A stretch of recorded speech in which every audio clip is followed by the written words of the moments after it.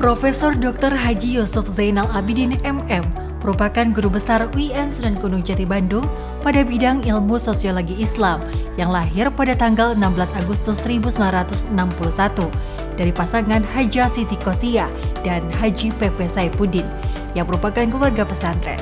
Kakeknya, Kiai Haji Muhammad Kosasi adalah pimpinan pondok pesantren. Pada tahun 1980, ia melanjutkan kuliah di jurusan Dakwah Fakultas Usuluddin, Institut Agama Islam Negeri Sunan Gunung Jati Bandung sampai 1985. Tahun 2005, menamatkan S2 pada konsentrasi sumber daya manusia, program Pascasarjana Universitas Winaya Mukti di Bandung. Pendidikan S3 diselesaikan pada tahun 2014 pada konsentrasi Religious Studies pada program Pascasarjana UIN Sunan Gunung Jati Bandung.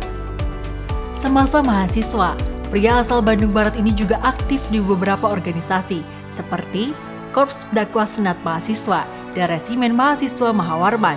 Yusuf Zainal juga aktif sebagai pengurus Dewan Masjid Indonesia, Majelis Ulama Indonesia, DKM Masjid Agung Kota Cimahi, dan Ikatan Persaudaraan Haji Indonesia.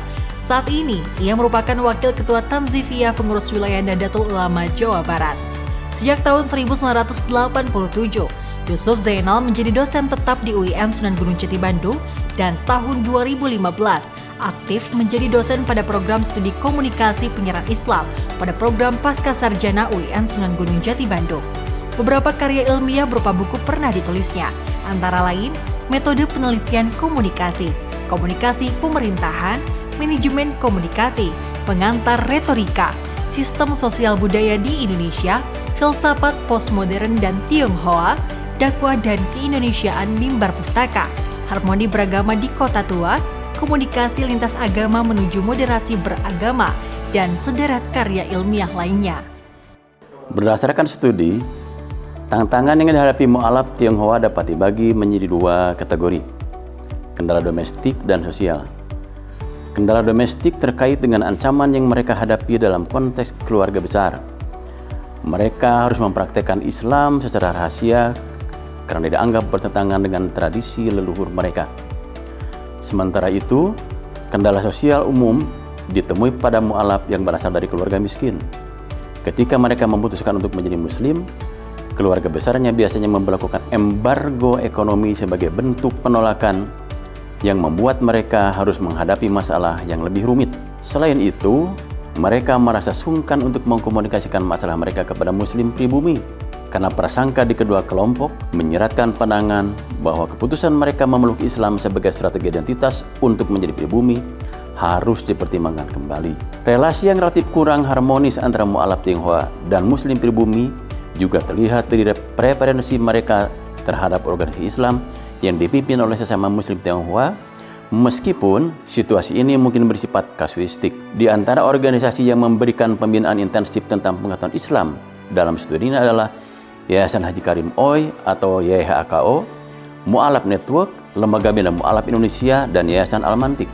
Organisasi-organisasi ini lahir untuk mewujudkan dua tujuan besar, yakni memperkuat keyakinan dan pengetahuan Islam di kalangan mu'alaf dan memberikan bantuan material dan moral kepada para mu'alaf agar mereka dapat hidup mandiri sebagai solusi atas kesulitan yang mereka hadapi. Sebagai dampak menjadi mu'alaf. Meskipun demikian, di sisi lain, situasi ini menunjukkan bahwa asimilasi antara muslim Tionghoa dan muslim pribumi belum sepenuhnya tercapai. Saya ucapkan selamat kepada Profesor Dr. Yusuf Zainal Abidin atas prestasi tertingginya dalam bidang akademik dengan diraihnya gelar profesor. Beliau mengambil profesor bidang sosiologi Islam. Saya mencatat prestasi minat beliau dalam bidang sosiologi Islam itu sejak awal. Misalnya ketika S1 dia mengambil studi ilmu dakwah.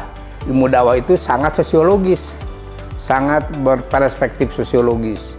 Terus kemudian ketika membuat disertasi, dia menulis tentang komunitas Cina Muslim. Itu juga sangat sosiologis.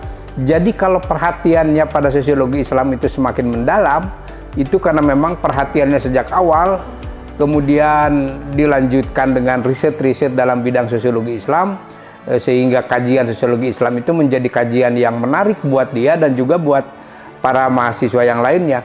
para akademisi yang berminat pada sosiologi Islam itu memang belum banyak ya. Tetapi yang berminat pada kajian tentang fenomena sosial berkaitan dengan komunitas muslim sudah sangat banyak. Jadi menurut saya tepat sekali kalau Pak Yusuf ini mengambil kajian sosiologi Islam, dan pengangkatan guru besarnya pun dalam bidang sosiologi Islam. Saya kira kajian yang sangat potensial dilakukan oleh komunitas akademik Fakultas Dakwah khususnya dan fakultas-fakultas di lingkungan UIN Sunan Gunung Jati. Terima kasih sekali lagi, saya ucapkan selamat kepada Profesor Dr. Yusuf Zainal Abidin atas prestasi akademiknya yang telah diraihnya dalam bidang sosiologi Islam. Assalamualaikum warahmatullahi wabarakatuh.